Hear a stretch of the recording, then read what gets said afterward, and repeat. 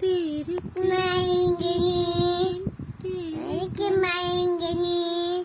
முருகன் பேருக்கு மயங்கினேன் செந்தமுன் செம்பமும் தேவை கேட்டாலே மயங்காத மனமும் உண்டோ பேருக்கு மயங்கினேன் எனக்கு தீரா பெருமயக்கம் அவனுக்கும் அவன் சொல்லுக்கும் அவன் கண்ணுக்கும் அவன் வேலுக்கும் அவன் மயக்கும்